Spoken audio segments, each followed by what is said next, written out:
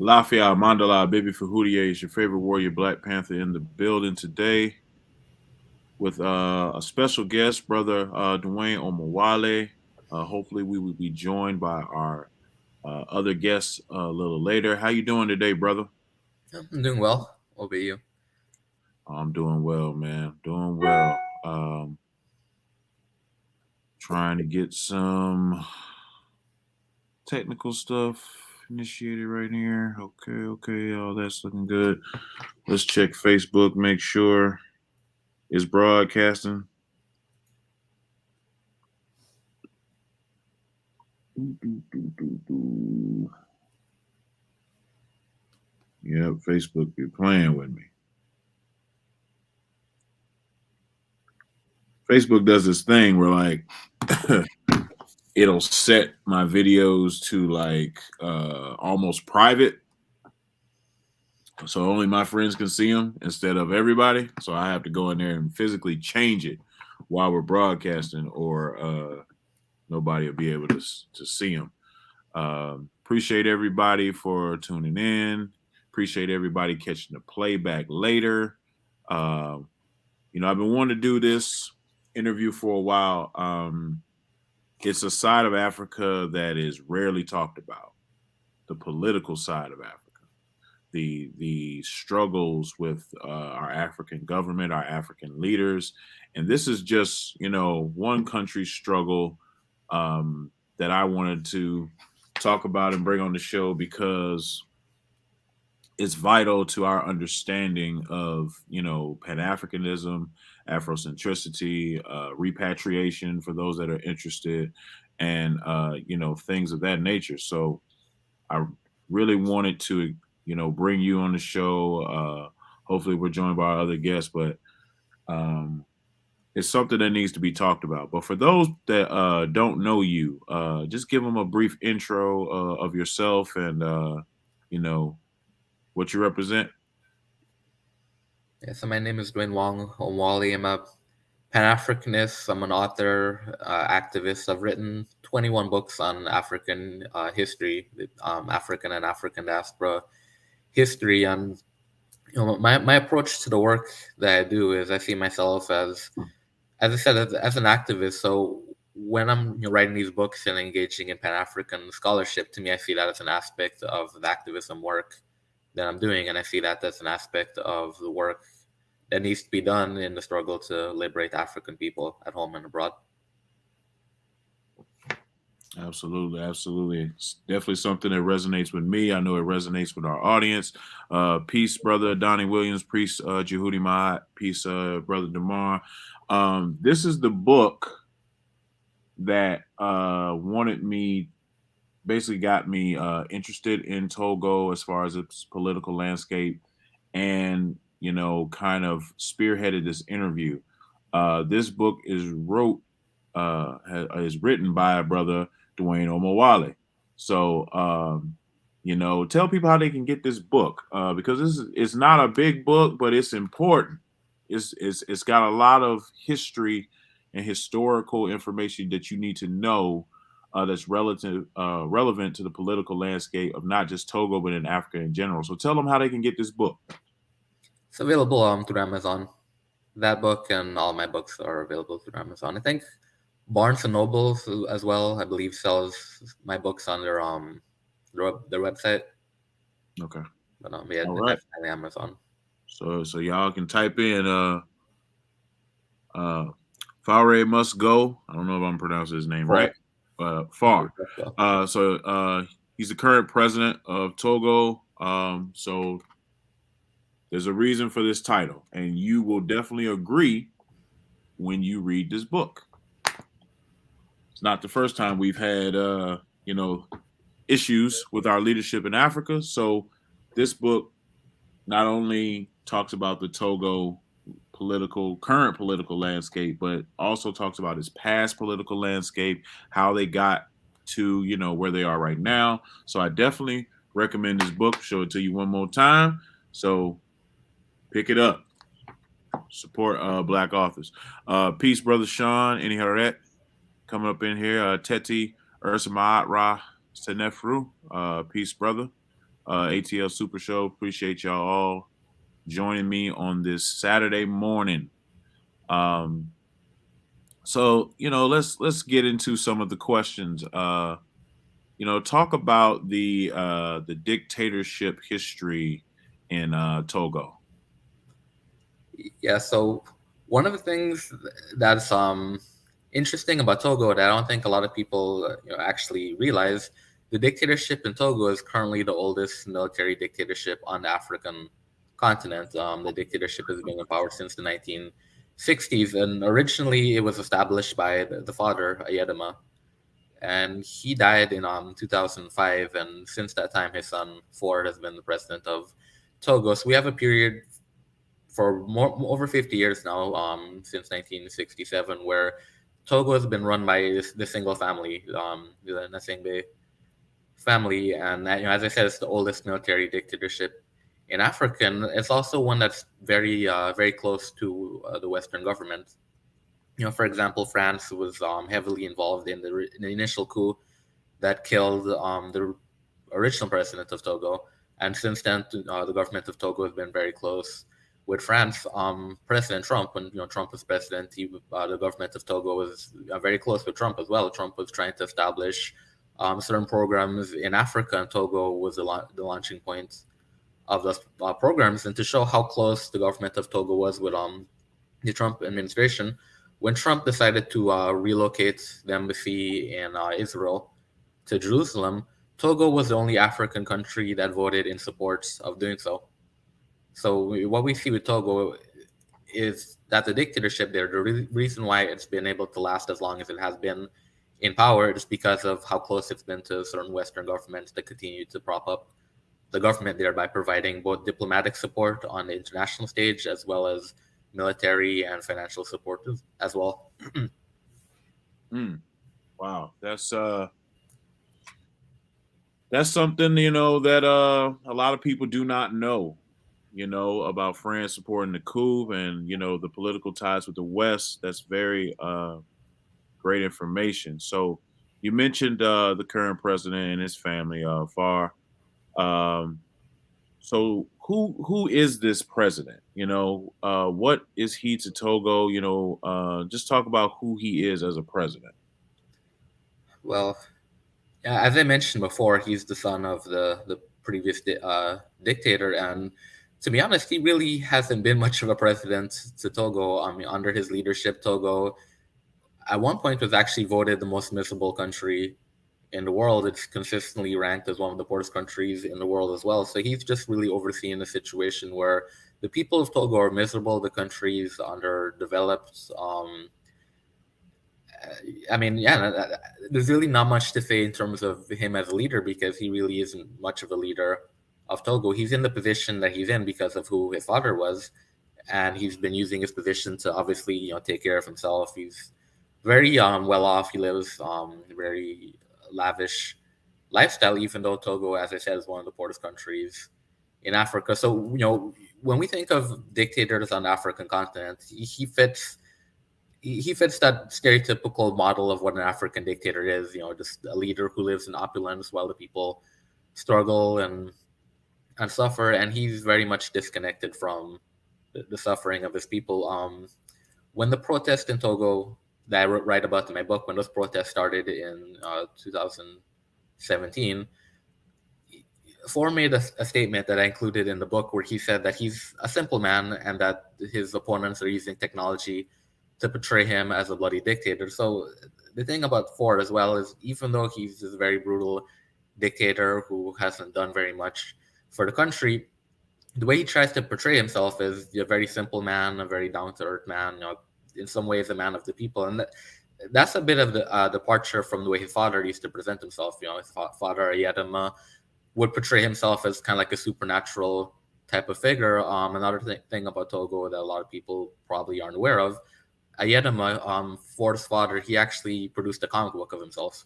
So he saw himself as kind of like a superhero type figure. He had a comic book. They used to have watches in Togo with his face on it. His face was on a wristwatch. People in Togo used to have to line up and dance and sing praises of Ayedema. And people who were caught not cheering and praising the president could be arrested. So whereas the Edema was kind of like this very grandiose figure, for is a little bit more down to earth and simple in how he portrays himself. But in terms of the leadership style, it's the same, style of leadership in terms of just having this very oppressive dictatorship who is not doing anything to advance the interest of the people. So, to answer that question, he's not very much of a leader, but he's in a leadership position, unfortunately, and he's there because of who his father was. Wow, that's very unfortunate. We've seen that type of narcissism, in our communities here in America. So I'm sure the audience can identify with people, making all types of products and try to make themselves more than they actually are. Brother Jehudi Ma'at, yes, we are. We're bringing you relevant information because as Pan Africanists, you have to get involved in Africa. It's great to say, we support you from afar and we love African people and all that other stuff. It's great to say that, but you have to actually learn about the current landscape in Africa and get involved in the struggle for freedom at home and abroad. So that's what we're trying to do, bring awareness to what's going on with our brothers and sisters in Togo. And you said something about how he portrays himself. Do you think that he buys into his own hype, his own doctrine or propaganda, that he's just a simple man of the people, and or do you think it's like a smokescreen? It's hard to tell with dictators because what often happens is when you're a dictator of a country and whatever you say goes because people can't counter you, they can't challenge your narrative. I think oftentimes what happens is dictators, I think, do become delusional and they lose touch with reality. So even if a dictator might start off trying to portray a certain image and the image is more so for political reasons rather than what they actually perceive themselves to be, I think over time, if you're a dictator long enough, you start to lose touch with reality. And I think a lot of dictators tend to believe their own hype and they really buy into the image that they present of themselves. Now, with Four, it's very difficult to tell because as I said, he's not as grandiose as his father is, so it's very difficult to tell how much he actually believes what he's saying, how much he understands what he's saying is just propaganda that he has to engage in to put himself in that position. I'm inclined to believe that he knows what he's saying is propaganda, and the reason why I say this is because since 2017 his government has been trying very hard to repair his international image, because the dictatorship in Togo has often benefited from the fact that it's the country that not a lot of people think about, even within the Pan-African community. What I found from my own experiences is that not a lot of Pan-Africanists really know much about Togo. Even people who live in Ghana, which is right next door to Togo, don't know very much about Right. Togo. So it's a country that doesn't get a lot of attention, and the government there has been able to benefit from that. But the problem that they ran into in 2017 is the protest brought a lot of international attention to the situation in Togo. So since then, the government has been scrambling to repair its image. It's done little minor reforms. For example, at one point, Togo did actually have presidential term limits, and as a result of the protest, the government re-implemented those term limits. The term limits were removed by Edema so that he could run for another term. So they re-implemented the term limits. They started holding local elections again. One thing that I found particularly interesting that was brought to my attention, the government of Togo has been running this news site called Togo First, which is interesting because it's an English news site. Now Togo is a French-speaking country, and Yeah. it was brought to my attention that the reason why the government of Togo is now running an English news site is because when I started writing about Togo on my platforms, it was one of the few platforms where English-speaking readers could find information about Togo, and that became a problem for the government when they realized most of what the English-speaking world knows about Togo is what they hear from activists such as myself and others. So the government of Togo started that website, Togo First, as a way to kind of counter the narrative that the activists were putting out there and putting its own propaganda, not only for French-speaking audiences, but for English-speaking audiences Oh, wow. as well. So the image and propaganda is very important for Ford because I think he recognizes that if he loses the international support and international prestige that he has, it'd be very difficult for him to remain in power. The only reason why that dictatorship has been able to remain in power as long as it has is because of support from the international community. Not only does the government of Togo receive military support and military training from France and the United States, but even recently, with the situation with the protest in 2017 and 2018, one of the reasons why the government of Togo was able to navigate through that is because the government of Ghana actually intervened on behalf of the Togolese government to support the government of Togo against the opposition there. And it's interesting because we tend to think of the government of Ghana as being a little bit more Pan African oriented, Right. especially because of the year of their return. But Mhm. in the situation in Togo, we have a situation where the government of Ghana actually intervened on behalf of a dictatorship that was oppressing its own people. So the government of Togo really does rely on its international support, both from Western countries and also from neighboring African countries to remain in that position. So it's very important to maintain that image, and Western governments have played a role in that as well. I wrote about in that same book that you're showing how when Hillary Clinton was Secretary of State, she actually went to Togo and met with the president, and she spoke about all the democratic gains that the government of Togo was making. So that was a situation where Hillary Clinton was actually going to Togo to essentially lie to the international community, telling the international community, oh, Togo is making all these gains and it's becoming a more democratic country. And that obviously wasn't the case because in 2017, when people start protesting, the first thing that the government of Togo did was to send the military to go out and shoot and kill the protesters. That's not very That's not democratic. But if democratic you at all. yeah, but if you were to listen to Hillary Clinton, Togo is making all kinds of progress and it's becoming more democratic. But the way these African countries are run, you have democracy only to the extent that you don't disagree with the dictator. Once you And disagree then with the just take dictator, over. then And democracy is out the window. that's why a lot of people don't realize why there's so many coups in Africa, because the political process is not like ours, Yeah, to where you can just vote and peacefully protest, yeah, and it can be a diplomatic or reasonably nonviolent solution. But in Africa, in some places, that's not an option, yeah, and even the presidents themselves take violence against their opposition or people that are running against them, or they feel like they're not going to win the election. yeah, They'll take them out. I remember Robert Mugabe talked about him going back to what he called Bush tactics to secure his win in the presidency. And I was like, what the hell does that mean? Like, like you gonna kill your yeah, opponents? Like, it's crazy. It's just a different landscape of political activity in some places in Africa, and these are the type of conversations we need to have. Now I know Togo was ruled by the French and the British, and there was fierce resistance against both of those groups. Can you talk about that history against those groups? yeah. But before I get into that, though, you mentioned the military, and I just want to say because I mentioned this in the book as well. One of the reasons for the coups is because these governments actually rely on the military Oh yeah, to remain in power. So it's a situation where the military is already very involved in African politics because these governments rely on the military to maintain themselves in power.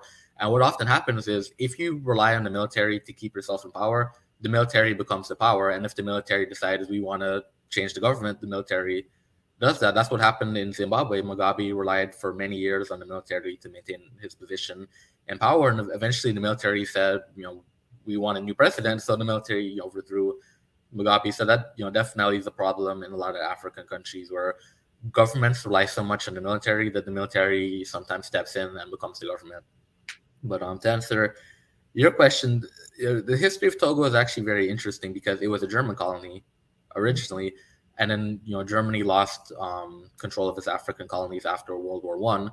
So Togo was split between France and Britain, and that actually played a big role in Togo's politics after independence because the British Togoland became part of Ghana, and French Togoland became the Togolese Republic of today. And the problem was Kwame Nkrumah wanted a political union between Ghana and Togo, what Sylvanus Olympio, the president of Togo at the time, was opposed to it. He felt very uneasy about being absorbed. I mean, essentially absorbed into Ghana. That's what Nkrumah wanted. And there's an interview where he said Togo just finished fighting for its independence against France, and he was concerned about being dominated by a much larger country, being Ghana, after independence. So that caused a lot of friction between the two men, to the point where when Olympio was assassinated, there were rumors that Kwame Nkrumah was actually part of the plot to assassinate Olympio. And the reason why there were rumors about that, because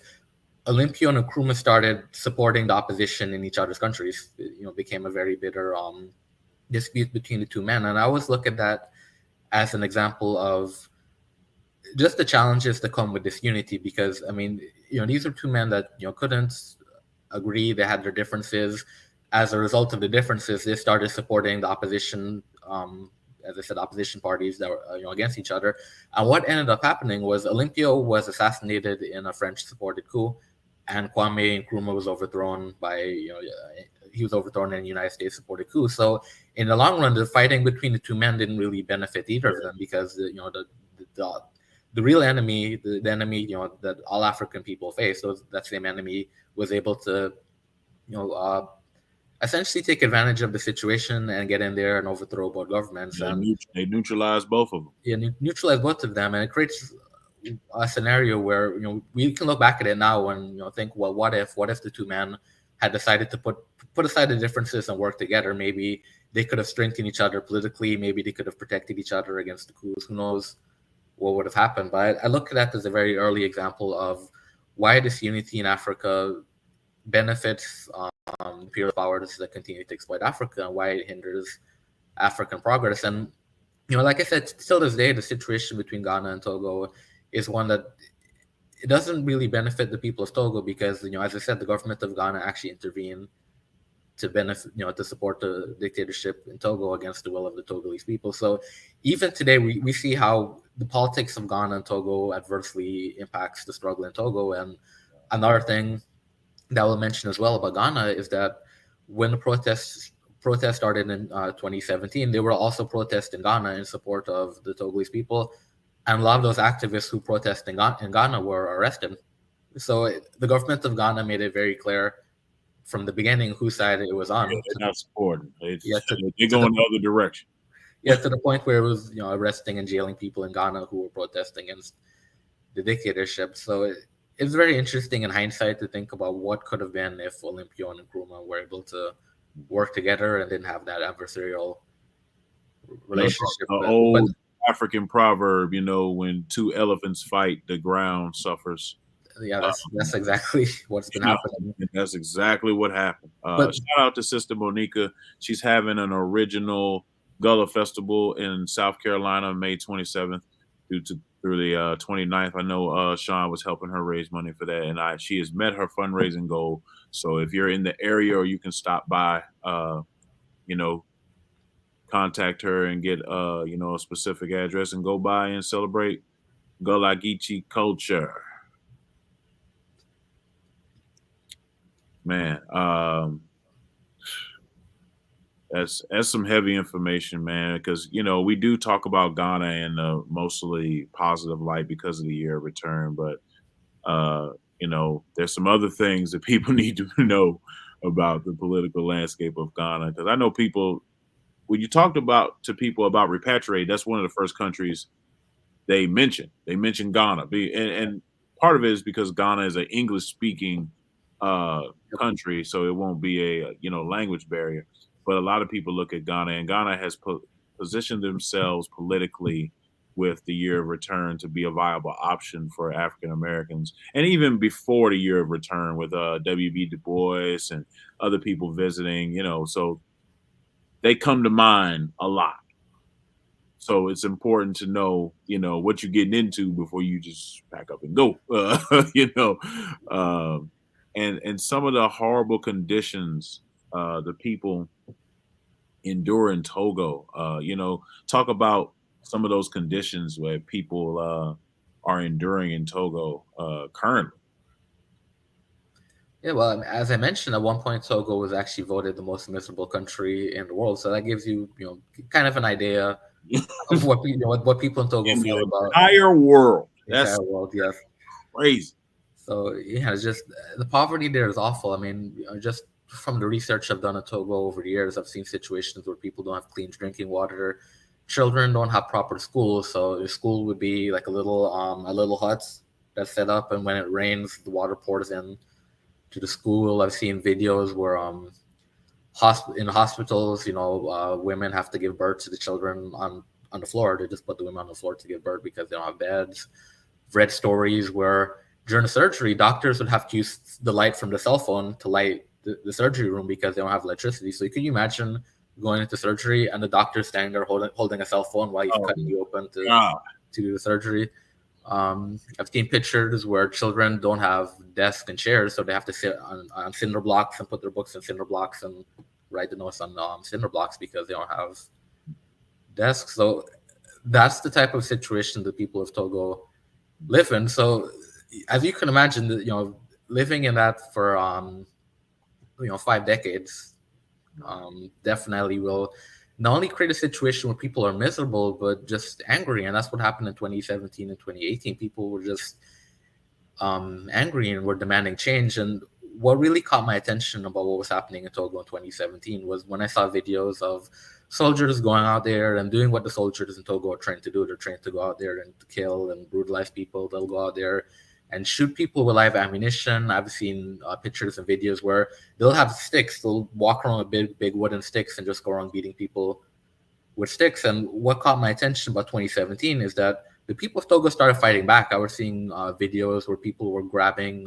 soldiers, beating up the soldiers, arresting the soldiers. There was one famous picture where it showed a woman dragging a soldier to safety because they were about to beat that soldier to death. So she, dragged him away to save his life. So what happened in 2017, the masses of Togolese people just rose up and decided they were tired and they were demanding change, and no amount of violence or oppression or killing could stop the people of Togo from going out there and fighting for that change. And unfortunately, it doesn't look like our guest will be able to join us. But I remember she made a comment in an interview years ago in which she said the thing about the dictatorship in Togo is that one way or the other is going to kill you, because if it doesn't kill you through violence, it'll kill you through the poor infrastructure. Roads there are very poorly maintained, which causes accidents.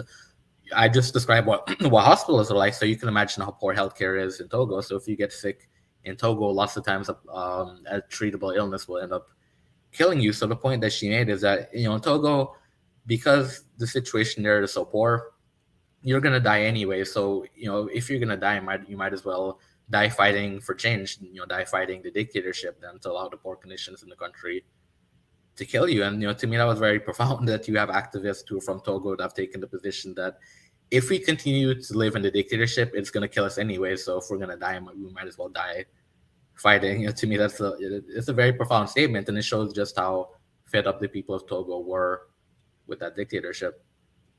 Yeah, and it's reminiscent of something that some of our leaders have said in in America. It's reminiscent of the message of the Black Panthers, as reminiscent of the message of Malcolm X. Like they're killing you anyway. So you might as well fight and choose how you go, because this oppressive system gets you in the end. So sitting at home and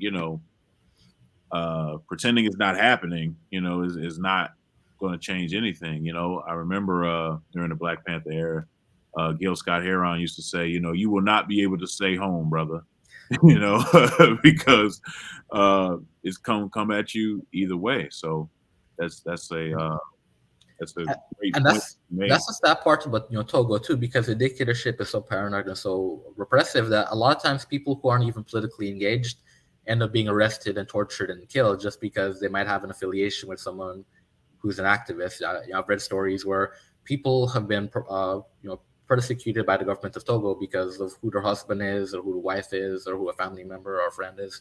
So that's the thing about Togo, and it's the same situation here in the United States, and that's why as Pan-Africanists, we kind of see these connections because, I mean, obviously here in the United States, a lot of Black people who end up being, for example, killed by the police don't have any sort of political inclination. Or not, revolutionaries out here fighting the system, but they're still targeted anyways. So I think the mentality we need to adopt is that when you're African, regardless of where you are in the world, you're going to be targeted anyways. So might as well make your life, worth Right. something. Absolutely. And I know I'm on some list. So I apologize in advance for anyone that knows me that gets, pressed because of things I've said. But that's just what it is. Oh, we do have our guest. Hello. Can you hear me, sister? Hi, how are you? I'm doing well. How are you? I'm good. My internet has finally allowed me to join. I've been struggling for the past 30 minutes, but I was watching you guys on my phone. But finally, I'm here. Oh, all right, all right. That's awesome. For my audience, this is Sister Farida. Well, you tell them who you are. Don't let me speak for you. Just give a introduction for those that are not familiar. Yeah. Well, I'm Farida Nabourema. I am an activist from Togo. It is nice to see you here, Dwayne, and thank you very much for inviting us to this live stream. Absolutely. It's important to me that we build these bridges and we speak with people that are actually living, and working in African countries, uh, Mhm. boots on the ground, doing the work, because in America we don't get all of the news and the press like we should. Um, to what's going on in different countries in Africa. We are not privy to it, and we form opinions based off of sometimes not the best information. So, uh, a president like Far can become popular in America amongst Black people because he may say something that we identify with in the interim. He may say something that sounds Pan African, and we go, "Oh, okay. Oh, they got it going on over there in Togo, and they doing great." And then we speak with someone like my two guests, and they be like, "Oh no, brother, it's not what you think it is. You need to walk that back." And we're confused because we're like, "Oh, well, I heard him say this." So it's important to have these conversations. It's important to build these bridges. Thank you for coming on and working through your internet challenges because this is very important. And speaking of internet challenges, I recently learned about the censorship, um, in the internet and what's being tried to be done in Togo. Could y'all speak about that fact and what's going on? In terms of internet censorship, the government of Togo has used that on many occasions. Whenever there is a political turmoil or when civil resistance movements and opposition call for protest, then they will shut down the internet in a way to kind of like prevent people from communicating. On some occasion, they shut down the internet completely. On other occasion, they just shut down social media websites like Facebook, WhatsApp, Twitter, because they know people use those most of the time for communication, especially for organizers. And the other interesting aspect about Togo is that it is among the very first countries in Africa that started using digital surveillance tactics by purchasing spyware from an Israeli firm. Now they have even diversified their source because research has confirmed that they are also using spyware from a firm in India. And they use this to infiltrate activist platforms, as well as the cell phones of journalists, human rights defenders, even religious leaders that they have under their watch because they have been outspoken against their abuse of Togolese citizens. So the Togo as itself is a space where you have to be careful when you're speaking on the phone or using social media, not only because the government can surveil you, because they have taken they took the extra mile to pass what they call a cybercrime law. But the cybercrime law is actually only about people who criticize them. It's not really about internet fraud or other cyber crimes that we usually acknowledge as being criminal activities. It's more about silencing people who use the digital space to criticize the regime and denounce their abuse. Like a couple of months ago, two journalists were arrested as a result of that because they openly denounced corruption of two ministers in a YouTube video, and the government arrested them by using that cyber crime law. And the interesting thing is that we have a press code in Togo which actually bans the press crimes. Literally, you cannot be arrested as a journalist while doing your job. However, the government states that the press code does not apply to the digital space. So technically, if you're online, you're no longer a journalist. You're like your journalism is just limited to radio and print. But interestingly, they have shut down numerous print papers in the past. They have also shut down radio stations and television stations that are vocal against them. So now they are literally taking all the space from the press, because if you say things on the radio or write articles that go against them, they will shut down your media. And now if you speak against them online, you'll go to jail. So literally there is really no room for citizens to speak themselves to speak up openly, and for journalists to do their jobs without fear of retribution from the government. Wow, that's crazy. Like, and we don't know what that feels like in America, because we have the freedom of speech, and everything like that. So, we don't know what it feels like to say something online and then somebody knock on your door Right. and you got to go to jail. Like, Right. we don't know what that's like. And that's why we need to do these shows, because speaking of this show right now, if I decide to go to Togo, I could be arrested, and people, Yes, you could. Yeah. and we don't even understand that thought process, that the power is so invigorating for some of our African leaders, that they will hold on to it at all costs, and not tolerate anything else. There's zero tolerance for negotiation or mediation or people coming with grievances. People die because they disagree with how leadership is run. Right. And it's such an unfortunate thing for the people of Togo, but It is. something that African leaders in other countries use. It's not just Togo. Unfortunately, that seems to be a tactic where people, one thing I've noticed, they do not like to be embarrassed. Embarrassment is a huge thing in African culture amongst leadership, and if they feel like they are being embarrassed, they will retaliate. And the retaliation is usually, in my opinion, just overblown and out of ego. So it's very unfortunate for the people of Togo, and hopefully we can get some type of solution to the cyber, surveillance.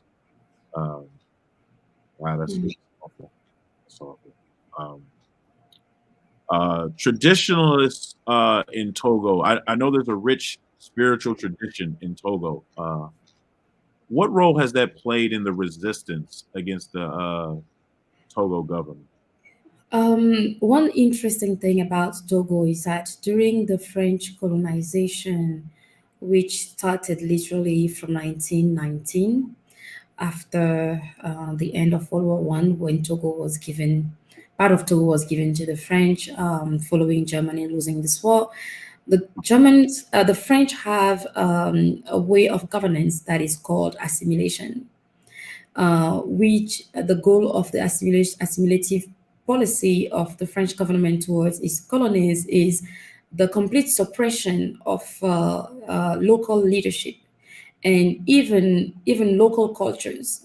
That's why in many francophone countries you will notice that some don't even speak their native languages anymore. Like the majority of the population have lost their native languages, especially in the urban settings. And there have been an effort and for people to live like the French, dress like the French, speak like the French. All of that has been called the French assimilative policy. And in Togo, what was done when the French arrived is that all the local leaders, the local kings that opposed their colonialism were removed by force. They were removed by force. The literally the kingdoms were dismantled, and the French introduced what you call canton. Is spelled Canton, and we didn't have cantons in our cultures, but the cantons are like provinces, and the French now appointed their own chosen people as the kings of these cantons. So they are technically traditional leaders of provinces, and these provinces don't make sense in our cultures because the borders don't even respect the local borders, and not even take into consideration the line of passing the political leadership when a king is diseased. So the chef cantons, literally the new French created traditional chiefs, have been the one that have helped the French maintain themselves as colonialists, and they play a very important role in helping the French stay in power. When the independence movement in Togo started in the 40s, following the end of World War II, the Togolese wanted to break from the French, and the French, as a result of that, decided to introduce what they call autonomy. And autonomy is not independence, but it's literally you choose your own local people, but then you are still technically our colony. And in order to achieve this, they created a huge system of electoral fraud. So technically, they organized a referendum elections, and they stated that before you can vote, your traditional king, which is the chef canton, has to be the one to issue you the voter ID. Now, the traditional kings, their role was to identify whoever was opposed to the French colonialism and to not deliver them voter IDs. So the only people who were allowed to have voter IDs were the people literally chosen by the kings, and that's why in favor of colonial continuation. In addition to that, the heart those kings becomes the local repressive apparel of any dissidents. My grandfather, for example, was first arrested by the chef canton of his community. He was tied to a tree with a rope because he refused to participate to a French ceremony, and as a result, he was punished for that. So the local kings were the one enforcing the colonial rules. They were the one in charge of ensuring that their community delivers the amount of crops and pay the taxes required by the colonial powers. If they don't abide, the French will remove them. So they were very repressive in nature, and they were not chosen respecting the traditions of these communities. And when eventually the Togolese people, the independence fighters, decided to find a way around the chef cantons after the French won their elections, because the French did a referendum and only the people chosen by them could vote. So literally they won the elections. So the independence movement decided to petition the United Nations back then and to say those elections were fraudulent. We want new elections because the French didn't allow us to vote. So to collect those petitions, those signatures, they had to go from one community to another. So the French asked the chef canton to organize counter petitions. So what they did was that there was even a book written by one Togolese person who was the very first Black person to become a minister in France, because he has been very much at the service of the French government. And his name is Kofi Nyamnyami. He's from Togo. And in Europe, he's celebrated as the very first Black person to be in French government. But people know very little about his contribution to colonialism in Togo. And Kofi Annan attested that back then he was in high school. The chef canton of his community had him write fake petitions in the name of people living in the community, reproduced thousands of them. And these fake petitions were sent to the UN to say that the Togolese didn't want independence. And those who wrote the petition for independence were jealous of what the French was accomplishing in the land. But thankfully, the UN appointed uh, uh, um, someone to come and investigate. He was a Haitian. He was the ambassador of Haiti at the UN. He came and he found out that indeed the French were manipulating the referendum. And then they led Togo to a new referendum, and that's how Togo became independent because 95% of the people voted against colonialism. And it was the very first referendum in a French colony that was successful on April 27, 1958. And that inspired many other countries following, including Guinea, where 6 months later, on September 28, 1958, the government of the people of Guinea, with the leadership of Secretary, also voted against the French in the referendum, and they chose to literally leave right away. What happened? I'm providing this background so that you can understand why those traditional leaders don't play much of a role. So when President Olympio of Togo, who was elected, became president, he decided to dismantle all these traditional chiefs because literally they were colonial appointed traditional chiefs. He canceled all the cantons. He said Togo wouldn't have those cantons anymore. He removed the chiefs, and some of the chiefs actually went to exile because right after independence, the people rebelled against them.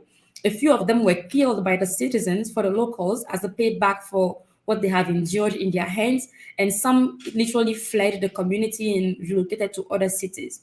But when the French did the coup against Olympio by appointing colonial soldiers to kill Sylvanus Olympio in 1963, the new administration brought back the those traditional leaders because they are the watchdogs of the French Empire. And these watchdogs are still the ones leading all the Togolese villages today. So you see them wearing traditional clothing and you see them as traditional leaders, but these are not the authentic traditional leaders that we have had. They are created by the colonial powers, and they are there to serve the regime today. And this is what they have been doing. And until now, whenever there are elections, the chef cantons are instructed to ensure that in their community, the ruling party gets at least 90% of the votes. So chef cantons are the one who implements the ballot stuffing. And before you get to the polls at 6 a.m., the ballots were already full, even though nobody has voted. And that's how the regime has been winning elections for the past 50 years, pretending to be a democracy, but then it's just a scam, a huge scam behind it. Corrupt. It's just overt corruption. And that's something that again we're not used to. We're used to more covert corruption.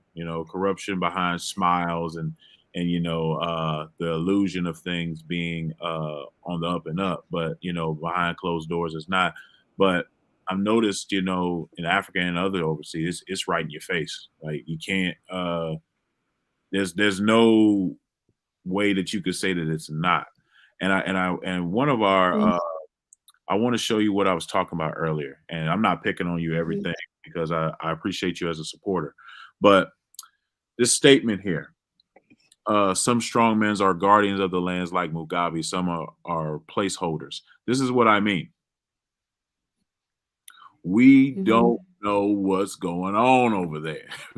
So since Robert Mugabe, during the first years of his presidency, and he said things that were Pan-African. He said things that we identify with ideologically.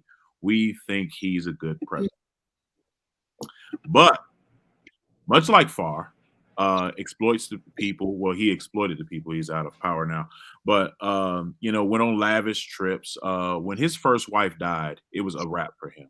His replacement wife, which they call Gucci Grace because she was always draped in Gucci, spending the people's money in Dubai and these other foreign countries while the people suffered. why he kept farms for himself and didn't train them how to tilt the land, and how he let the Mhm. Chinese and other countries in to control it. But we don't know anything about this. All we know is that he said a few great quotes, and then he became, this champion of Africa, because what he said in his early years. But um, when you go into his history, he was one of the people that killed other African men because they were in his opposition, not unlike what we're talking about today. So that's an example of what I'm talking about. The political landscape is hidden from us in the West. This is why these conversations are vital to understanding the political landscape of Africa. Now, Dwayne, I have a question for you because you wrote an open letter, President Farr. Talk about that letter. What inspired you and what you told him. That letter was actually when I first got involved in assisting the struggle in Togo. That letter was the very first thing that I wrote publicly, and the reason why I wrote it's a very personal letter because I was coming from a very personal place. I actually wrote years ago. I wrote a short story about the spirit of an African who was enslaved in the Caribbean, going back to Africa to confront an African leader. And what I was thinking about is my ancestors who were stolen from Africa, and just thinking about how would they feel when they have to look at what these leaders like Ford, are doing to the homeland that they were stolen from. So part of the motivation for writing that letter was just that feeling of looking at a leader like Ford and looking at what he's doing in Togo and just thinking, those are my ancestral lands. Those were the lands that my ancestors were stolen from. How would they feel knowing that men like that are currently occupying positions of power and oppressing the people? And it was also personal as well, not just from the ancestral connection in terms of my ancestors who were stolen from Togo, but also the ancestral connection to the Togolese people. When I saw the images of the military going out there and beating and killing the Togolese people, I felt like they were killing my people. The Togolese people are my people. Togo is my country. So I just wrote that letter to convey that that feeling, that very personal feeling of the fact that when I look at what's going on in Togo, I'm not looking at Togo just as an outsider who's trying to support the struggle of these people. I'm looking at the struggle in Togo as the struggle of my people. I'm looking at the struggle in Togo as a struggle to essentially liberate my ancestral country. So that was the motivation for writing the letter. And I was actually very surprised at the reaction that I received from people in Africa, particularly the Togolese diaspora living in different parts of Africa, especially a lot of people from Ghana were sending me messages based on that letter. And that meant a lot to me because, as I said, I wrote that letter from a personal place of recognizing that the struggle of the people of Togo is my struggle because the Togolese people are my people. And to get that sort of reaction from the Togolese people, essentially confirming that connection, it really meant a lot to me. And I wasn't expecting the letter to get the amount of attention and support that it receives. And as I got more and more engaged in the struggle in Togo, and as I got to know more of the Togolese activists, it just really confirmed that sense of ancestral connection, that sense of a family connection, to the point where I've never done an African DNA test. I know a lot of people have, and I would joke there's no reason for me to do an African DNA test because I feel like the people of Togo have already adopted me, so I already know where I'm from. I don't need a It's DNA true. test to tell me. But to answer that question, the reason why I wrote that letter, that open letter, was to convey just my personal feelings about the situation. And one of the things that I wrote in that letter, and I let Ford know, is that as a people, African people, we're a very resilient people. We've over the centuries we've overcome so many different struggles, from slavery to Jim Crow to colonialism to apartheid. So the point that I also got across in my letter is that for this dictatorship, overcoming that's nothing for African people. At some point, Togo will be liberated. It's just a matter of time. Absolutely. And thank you for writing that letter. Um, Indeed. and because it's very important. Sister Farida, you wrote a book. Um, Talk about its reception and how it was perceived, and with your book. That book was written 10 years ago, actually. And it was literally at a time where I was still very young in my activism. And it came from a position of frustration because as an activist, especially a female activist and a very young activist back then in my early 20s, there was the reception from my activism was weird at the beginning because there were those who didn't understand why a young person like myself will take as much risk as standing so openly against the regime because back in the days 10 years ago I was among the very few, I would say less than 20 Togolese activists in total that were openly on the internet denouncing the regime. The majority that were literally using fake names and fake identities because they were scared for their lives, rightfully so, because the regime is very brutal. And of that group, I was probably the youngest in many ways because the majority were in their 40s and 50s or maybe 30s. And coupled to that, I was female, which was also not rare because Togolese women have played a major role in our struggle for independence and against this regime. But in the digital space, I was literally at that point one of the few because women were not that much involved in the digital space as activists. So I wrote that book to answer questions, to clarify things for people who had doubt about my engagements as an activist, but to also raise awareness among young people like myself who think that as youth we have no business in getting involved in politics or the risk of fighting for change wasn't worth it because we still have a whole life waiting for us and risking it at denouncing an authoritarian government is just you literally wanting to commit suicide. And to also explain what oppression is, because a lot of our people have only known this regime. Literally, you have a country where 70% of the population is under 35 and 80% of the population is below 50. So literally, you have 80% of Togolese citizens that were born when this government was already there. All they have known since they were born is the Nyasimbe family, dictatorship, oppression. So they have kind of normalized it because they don't know anything else. So for some others, at the beginning, it was like, why are you even fighting them? They are chosen by God to rule this country. They are unquestionable. It is their right to rule us. And as long as you leave them alone, they will let you be. So people didn't even understand for many what oppression was, especially for young people from my generation born in the 1990s or in the late 80s.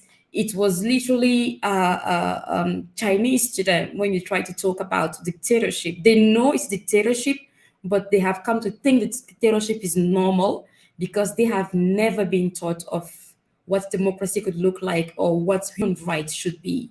So I try to deconstruct what oppression is by writing that book in a language that is accessible to everyone, especially to younger people, because I believe they are the ones that will make the difference. They are the ones that have the possibility of making an impact because they are majority to start with, and then they have their future to fight for. So the title of the book is "The Pressure of Oppression," but it's written in French. And I covered several forms of oppressions. I talk about economic oppression, what it looks like. I talk about political oppression, religious oppression, gender-based oppression, and many other forms of oppression, so that now people can read the book and say, oh, actually, what I have been going through is not normal. I am actually oppressed and I need to do something about it. So that's what led me to writing this book 10 years ago. And the reception was very good, to my surprise. I didn't write the book for older generation, but I had a lot of people from older generation who read the book and love it so much that they even sponsored the distribution of the book by purchasing hundreds of copies and distributing them free for young people to read. I even had some teachers in public schools in Togo who reached out to me saying that they have assigned the book in their classrooms for their students, and the students really love it because it was really the first time they were reading a political book written by a Togolese person, talk about a woman to even add to it. So the response of the book was good, and very interestingly, we had one prime minister in Togo. My dad was attending a meeting because my dad is also an activist. And following the meeting, the prime minister approached my dad and he said, "Do you know this young girl called Farida Nabourema?" And my dad said, "Yes, she's my last born." And he was like, "Oh wow, I have read her book, and I bought a copy for all my kids." And my dad is like, "That's surprising because you guys are the one after her, and you guys are the ones that want to kill her." He's like, "No, I personally don't want to kill her. I was very impressed by how intelligent she is for her age, and I wanted my kids to learn from her because the book doesn't just talk about Togo, and there are so many information that were unknown to myself, and I think it's a really good book." I mean, coming from somebody from the regime is not a compliment, but at least when your enemies think the book the book is worth reading, maybe there is something to be proud of. Is it still available? Is it Yes. I have never published the English version, unfortunately. Why? Because there have been a few attempts to translate it, but I felt like the translated version really diluted a lot of the content. And I've been trying to find the time to rewrite the whole book in English, maybe in a new edition. But as an activist, your days are so packed that you never really find the time to do so many things yeah, at once. Yeah. yeah. Well, if you ever decide to, you definitely have a platform to promote it here. Always, we definitely would like to buy some copies from you Thank you if you so ever much. find the time to put it in English. Mhm. And for those, because it's in French, right? Yeah, it is in French. So I do know have some francophone, Okay, audience. awesome. So get Sister Farida so you can get a copy of Yeah, that book. Um, thank you. the American taxes and its connection to the oppression in Africa. Uh, please break that down for us because we don't know where our money go. We just know we don't pay. IRS is gonna come for us. You get audited, or you're gonna end up like Wesley Snipes. Like that's all we know. But give us that connection. Mhm. Well, maybe the majority of Americans don't know that. I would be surprised if they don't, but I assume they are not. That their taxpayers' money is actually used to literally help the Americans um, maintain their hegemony throughout the world. And it is not a bad thing to want to be the most powerful nation in the world and to want to be the richest country in the world. But it is the way that you go about it that calls for questioning because it is done by literally pushing millions of others to live in poverty and to suffer for decades in the hands of very oppressive and brutal governments. The US government is not the only one. European countries as well, especially the colonial powers like France and Belgium and England, have also done the same. But when it comes to the US, I'll give you a very simple data on the case of Togo, for example. A couple of weeks ago, the White House announced a new program which is meant to promote peace in what they call fragile state. So they have defined fragilization as countries that can possibly fall under extremist violence, technically can become the playground for terrorist groups in the West African region. And there were some countries that for many decades that these terrorist groups have been rising in the region. Some countries have been pretty protected from those for many reasons. But then now these terrorist groups are gaining a terrain, and research is indicating that these countries will eventually also become victims of terrorism, like we have seen it in Nigeria, in the Sahel, Mali, Chad, and many other places. So the US government came up with a plan by identifying those countries in Africa and elsewhere. But in Africa, we have, I think, 5 or 6. And those countries are Togo, Benin, Ghana, Cote d'Ivoire, Guinea, and they call this coastal West Africa. And the goal that the US government has given itself is that in the coming 10 years, it will spend about, I think, $2 billion or more in helping those countries fight against, preventing their fall under terrorist group by avoiding radicalization.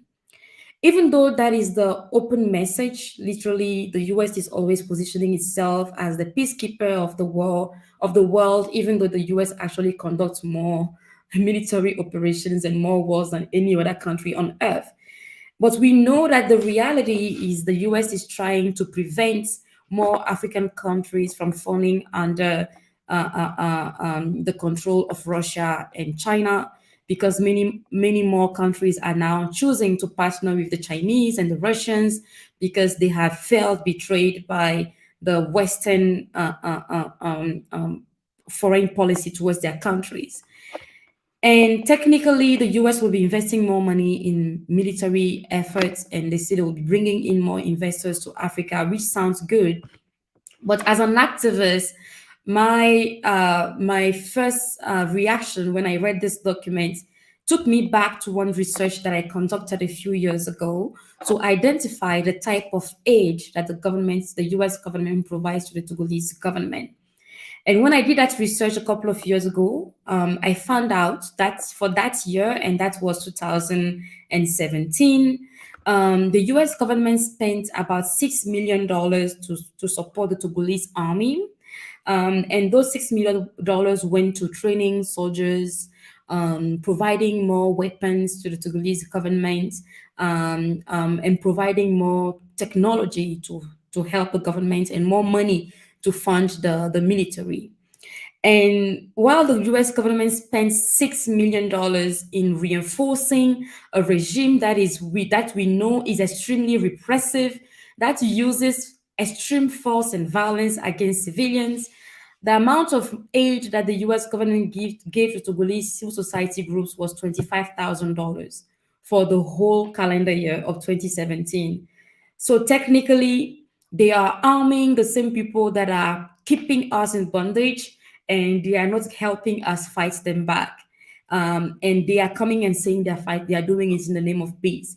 And with the new program, I went to the US Embassy of Togo website to check how much aid the US Embassy is giving to Togolese society for this year.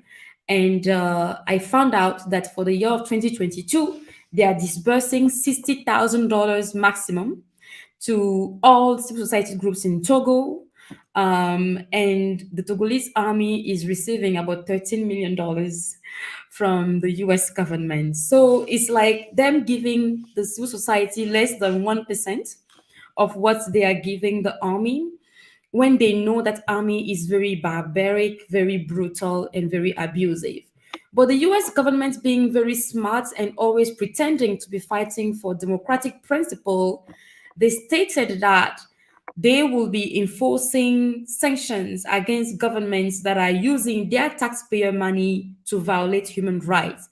And what options do they give us? They send us back to an act that was voted by the US Senate a couple of years ago called the Magnitsky Act, which technically states that when government officials are accused of corruption and human rights violations, the US government can take sanctions against them by freezing their assets in the US and by preventing them from receiving US visa and banning them to enter the US soil. However, the requirement that are expected from civilians in in proving that these governments have indeed been involved in those crimes such as torture and human rights abuses. The proofs that are required take a lot of time and resources to gather, and they don't equip the civil society to be able to document those crimes and to be able to to get victims to speak and wanting to even say something against this regime. And in addition, the decision to apply the Magnitsky Act is solely a decision made by the US president. It is not a democratic decision that will be put by the Senate or the House of Representatives. So if the president doesn't feel like sanctioning those officials, nothing will happen. So why am I giving this background is to make people understand that when we talk about dictatorship in Africa, their survival depends on nations like the US government that feeds them with guns, weapons, and resources that they use to crush every opposition. The people of Togo have risen against that military regime on countless occasions. Many have been killed, including children as young as 9 year olds. Hundreds have been arrested and continue to rot in prison in Togo. They have been in prison for years without trial, and many have died in the process in prison or they were killed by bullets. And these bullets are technically purchased with the taxpayers' money of the of American citizens, because when the U.S. government is giving them the weapons and it's selling them more weapons, just like the French government gives them weapons and sell them more weapons in the name of fighting terrorism, the only terrorists they fight are their own citizens that are demanding accountability, rule of law, and political change. So I want American citizens to know that they are contributing unknowingly to maintaining oppressive regimes in power because it serves the interests of the United States by giving the impression that they are continuing to maintain close relationship with African nations, but in reality, they're just maintaining authoritarian governments there that deprive citizens of their basic human rights. Now, the hypocrisy is that whenever the US government invests in military operations, the argument behind it is that the US government wants to promote democracy and freedom, which are the fundamental principles upon which the US as a nation claims to be built on. But how can you be promoting liberty, freedom, and democracy when you are sponsoring authoritarian governments? You are empowering them, you are training them to become even more abusive of their people. And on the other hand, you leave the civil society completely powerless and unable to fight back. So we find ourselves in a situation where, as poor Togolese citizens, with our very meager resources, we are fighting against a state government and a state power, a military regime that depends on the military aid and support of world powers like the US government and the French government to continue being in power. And that imbalance is so high because the GDP of Togo as a whole is $5 billion. So technically, one billionaire in America can buy Togo times four. And how much resources do we have to fight back when a powerful nation like the US or France are giving the weapons and the guns and the resources and the training to militaries to continue crushing our opposition and our liberation efforts? That's you know, that's something that we never even, fathom, when we're filling out our, or turning in our 1095s or gathering our W-2s. We never even fathom how far our government goes to maintain power and to maintain its political interests in other countries, and Mhm. and using, everyday people's money to fund those efforts. Like when I read that in Brother Omowale's book, Right, I went, wow. Like I never even thought of, it going to that pot, right. and being funded in that way. So that's why I had to write that question, because we just know we get our little tax refund, and some of us gonna blow it on a car, some of us gonna catch up on the bills, some of us gonna go to Miami, some of us gonna be in the clubs, whatever. We think, hey, this is what they owe us, we file it, bing bang boom, it's over. But Right. we never think about how that money goes into oppression of other countries, and oppression of other uh places, and the people that suffer because the United States wants to keep a certain political interest and a certain power and certain people in power, so they can maintain relationships, so they can maintain their power globally. We never even have those conversations in most of our you know uh platform. So thank you for breaking that down, because that's essential to understanding just how evil this government that we live in can be, and how they do not care about people on the continent of Africa, or people on even other continents, because we've seen it in Cuba as well. We've seen it in other places where they have maintained the people that they want in power, so Mhm. to serve their political interests. Mhm. So that's definitely an important piece of that puzzle. Yeah, And but I go can ahead. jump real quick. But one of the things I want to add to from a Pan African perspective, and I write about this in the book, that obviously a lot of our money as taxpayers are going towards financing the government in Togo. But the other aspect of it is, think about the fact that this is a government that has millions of dollars to send to go train an army in Togo to go and kill Togolese people. Could you imagine what that money would do if it was invested in communities there? We have black communities across this country that are falling apart. They're not receiving any sort of investment. So I think from a Pan African perspective, we have to look at the fact that this is a country that has black people here that are neglected, that aren't getting any kind of investment from Mhm. the government. And at the same time, this government is sending money, overseas to Africa to go oppress the people on the African continent. So, from an African perspective, I look at that contrast of, we're getting no funding, here our communities are falling apart. Just very basic things that could be fixed in, our communities don't get addressed.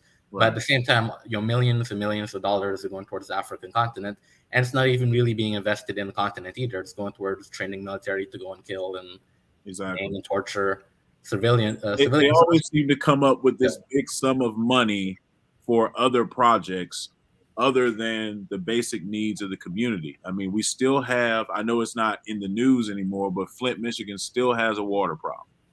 you know, but we found billions of dollars to help Ukraine. We have found billions of dollars to help, these other wars.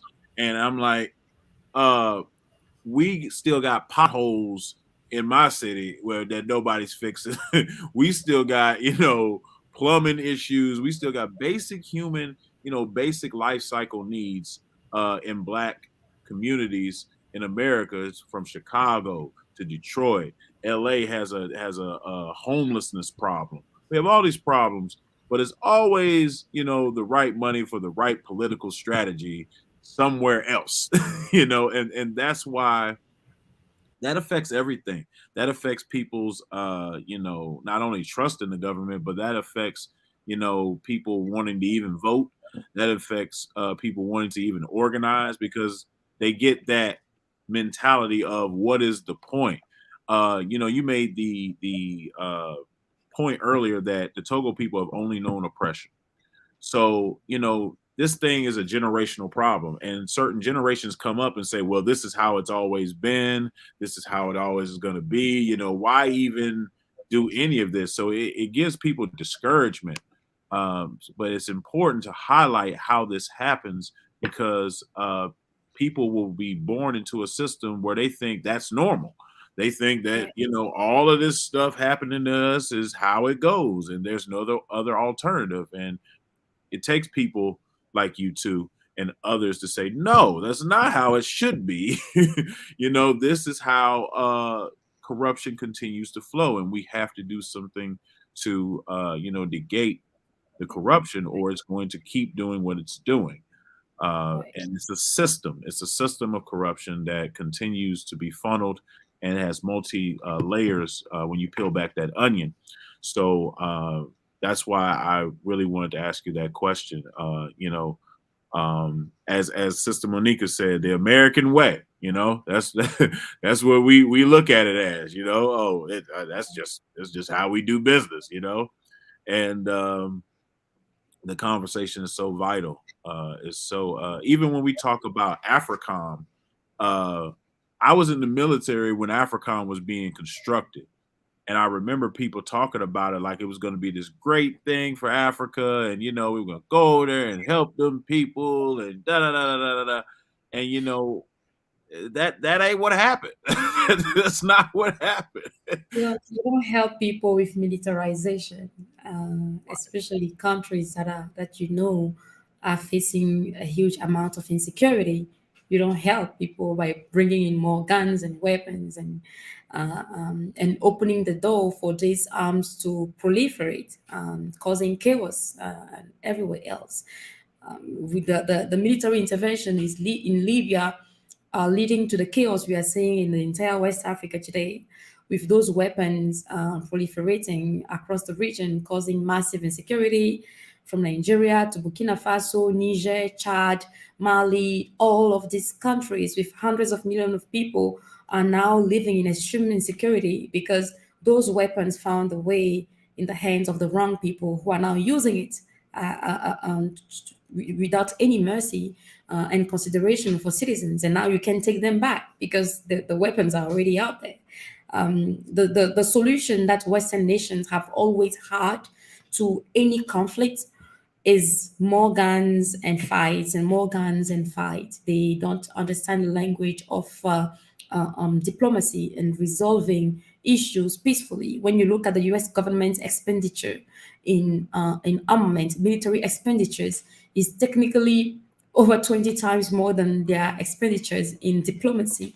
So that would tell you that the US doesn't even believe in diplomacy No, to even talk about it. we never have. When they want something, they just use the weapons and they destroy nations and they take it. And following that, they will come back and say, "We want to help you build it back, but you just don't build back hundreds of years of civilization that you destroy because of your pure egocentric interests." And you just made a great point about you don't help a country with providing more militarization and weapons. And this is the same thing that happens in Black communities in America. They put Right. weapons in our communities and watch the chaos spread, and then they come back and with their hand and say, "Well, we're here to help clean up your community." I would need help cleaning up my community if you didn't put all of these other weapons and militarized things in my community that destroyed it. Right. And now Right. you want to come be the savior. You are the root cause of my Mhm. issue. you know Right. and unfortunately, it goes through generations to where sometimes the people that saw the corruption are gone before the back comes back with the help. And Mhm. so people that are receiving the help now don't remember, or they Mhm. were young when the corruption first came. So they're like, oh, they're just coming to help. Oh, I appreciate you. I'll sign up for all these programs, and then But thankfully, the younger generations in Africa are less and less naive. There's a huge revolution happening. When you look at countries like Mali, Guinea, and many other places, young people have come to really understand what world politics is. They have learned the hard way. In Burkina Faso, the young people block an entire city to prevent the French troop from crossing to Niger through their country, and the awesome. French forces had no other option but to withdraw. They say your guns are not passing through our communities, and they're not passing through our communities, and they stopped this delivery of more weapons to Niger. So the young people have become very much aware of the tricks of these Western powers. And I just don't want to say Western powers because there is this sense of giving the impression that, I have seen many Western scholars make comments like, "Oh, you're complaining about Western powers and Western hegemony and Western do this and Western do that." but wait till the Chinese become the most powerful or the Russians take over, and you will see hell.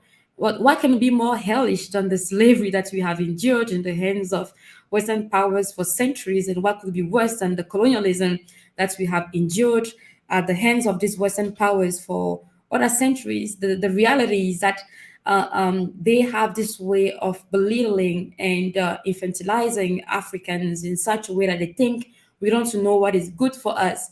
Africans are not saying Americans or the French go away and and the Chinese come and take everything. What Africans are saying, the Chinese are offering us better for our money than what you are offering us.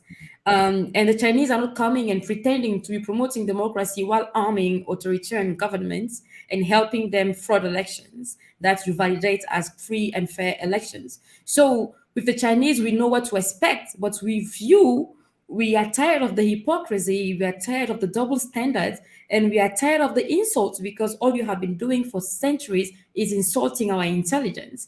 So the fact that they think we are unaware of what China will be or Russia will be makes them further expose their cockiness and their way of presenting African youths and African populations as being unable to analyze and choose what is best for them. Right. And this is where we need each other, because if a person doesn't want Asian countries to be in Africa, or they have a problem with that, then we need to be building with y'all and coming to Africa and try to see what we can build in Mhm. Africa. A lot of people complain about the conditions of America, and rightfully so. So if Mhm. repatriation is something that is a goal for you, uh, then you need to start to get into African politics. You need to start listening to what is needed. And, so when you make that move, you can invest in the country and not just go there to retire or live your best life or whatever. You can go and build something sustainable. Uh, and, that's how we build the bridge and effect positive change globally. Um, a lot of places in Africa, infrastructure, you know, uh, basic life needs, we can come and invest in things and not just go there, because I hear people talk about repatriation, but they talk Yeah. about repatriation like it's going to be like a getaway, like an island paradise, and I'm like, have you So, ever been to Africa? Like, where'd you get that idea from? right. And to add to what you said, yes, investing in Africa is a good thing. But I also like to point one thing that is very important. When you're coming to Africa, I don't want to sound rude, but when you're coming Africa, make sure you leave out all the cockiness and the abusive business methods that you have learned from America. You leave it there before you land here. Because we want people to come back to Africa, but we don't want new colonizers looking black coming to Africa, because we have experienced that with the first generation of returnees who came back to Africa only to collect more Africans and sell them as slaves in the Caribbeans. And we have seen a group of returnees going to countries like Sierra Leone and Liberia and dominating the locals in the point where a new classism was born. People who come to Africa must endorse the entire idea of creating nations that are more equal, nations that are not as unequal and classes as Western nations, where the wealth is concentrated in the hands of a few and the majority are starving and living in extreme poverty. So it is very difficult for us to acknowledge it. Yes, making profit is interesting, but you have to profit in a way that it also profits the community and the people living in those community. And Africans in nature have never been racist. And maybe if we were racist, all those bad things wouldn't have happened to us because we were too kind to people. And I may sound crazy, but Africans need to also understand it's an effort that must be done on both sides. The way we welcome the African returnees from the diaspora must make us understand that they are not also saviors that will come and wipe all our problems, because we have been accustomed with that savior mentality of whoever comes from abroad has the solutions to our problems, and we can also literally loot the person dry, because corruption is real on this continent. When a local is paying something at $1, expect to pay $20 for it. So you have to be very intentional in your return, in ensuring that you are here to contribute to making the continent better, because you are part of the continent. You might not see it as them versus us and me coming to help or me coming to get rich, but us wanting to grow together and to break away from these centuries of abusive business practices, abusive political systems, and economic systems that have led us to being in this position in the first place. So Africans on the continent and Africans abroad must really work together to promote the real values of our countries and our nations before colonialism, and to not see wealth as something that is so restrictive that only a few can enjoy, but wealth as being something that is communal, that belongs to communities as a whole. Absolutely, I agree 100%. So for the last question, I want to get you guys, your African influences, whether it be activist, scholarship, whoever your influences are. Who are some people you look to as, that have inspired you to do this work? I will start with Thomas Sankara. He's literally the one Africa leader that I continue to look up to every day, because he was a visionary leader.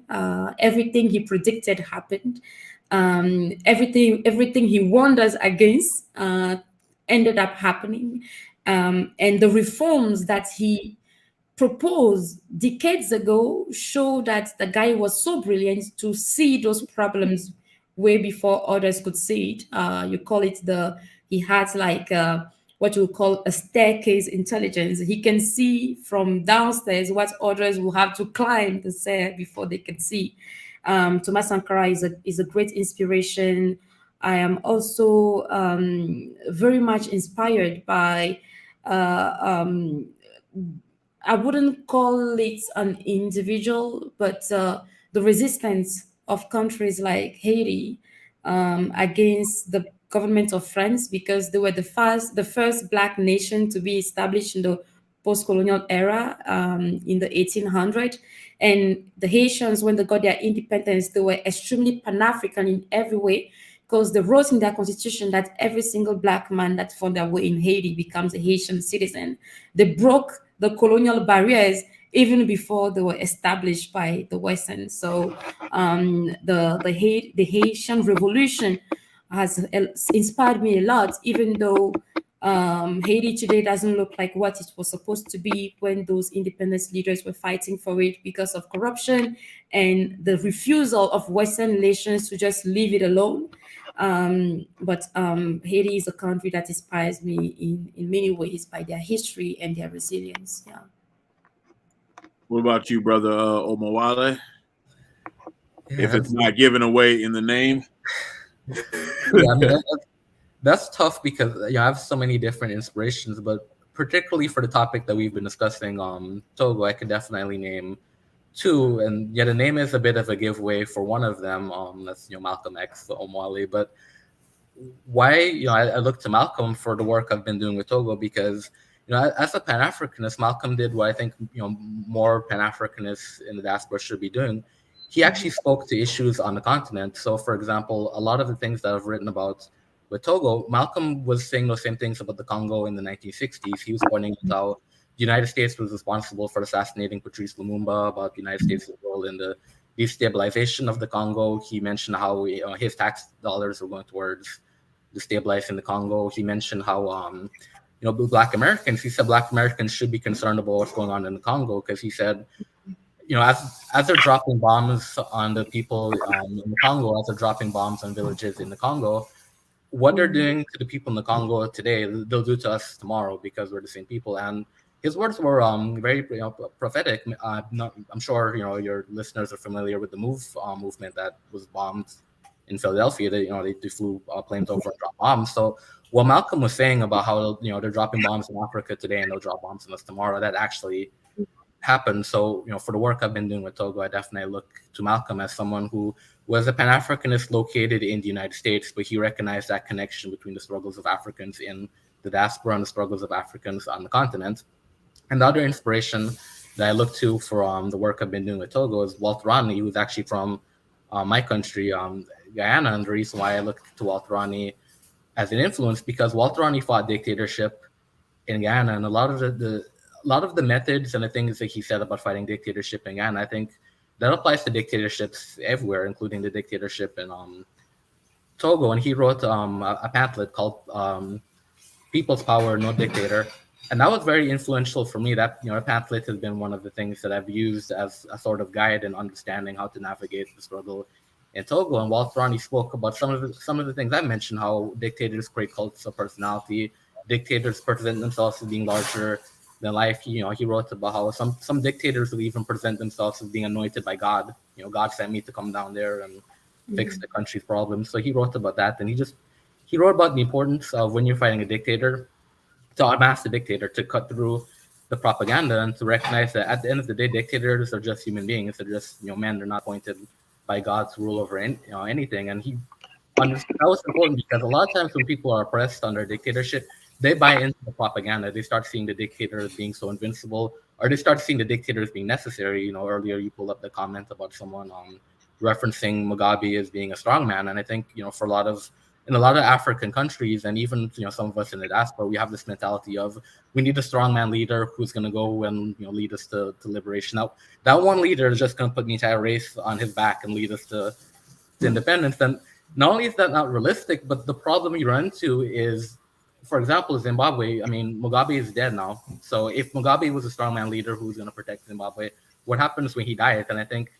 very often we run into the problem of if we're going to rely on this single leader, this single strongman leader, what happens when the leader isn't there anymore? So, Walter Rani understood that we need to get out of this mentality of not looking for dictators, not looking for strongmen to liberate us. And that's why he deliberately said people's power. He recognized that the people collectively need to come together and to liberate ourselves and to advance their own interests. This is not something that could be done by a single individual. So I'd cite him as an influence in the work I've been doing at Togo, just because he recognized the importance of empowering people when you're fighting a dictator. Absolutely, absolutely. Thank you both for coming on the show. Thank you both for. Thank you so much for having us. Thank you, Dwayne. Thank you. No problem. No problem. Anytime y'all want to come, anytime you want to promote anything, you always have this platform. You always have me as an ally in what you're doing. And, brother Omowale and sister Farida, I will work with you on any project you have for the Togolese people. And we will continue, march towards our baby Fahudie, African liberation. So thank you for coming on the show. Thank you for everybody for tuning in. I'm going to let's do a little bit of advertisement. Y'all know how I do. We got some products out there. If you have not picked up Beautiful Lessons About Kimoyo from my brother Kofi, please pick that up. If you haven't picked up Spirits of the Masi, Historical Survey in the Minds of African Warrior Scholars, Volume 4, please pick that up. And if you have not picked up our comprehension book, Spirits Masters Institution, please pick that up. And my brother Sean has just dropped a new book about the coming of Islam into Africa. So please go to sametreedifferentbranch.com and pick that up as well. We will continue the literacy tradition of Africa and continue to inform our people. Let's see if we have any closing comments. Thank you. I'm glad you all enjoyed the show. I'm glad you all learned something about the political landscape of Togo. And as always, spears are flying.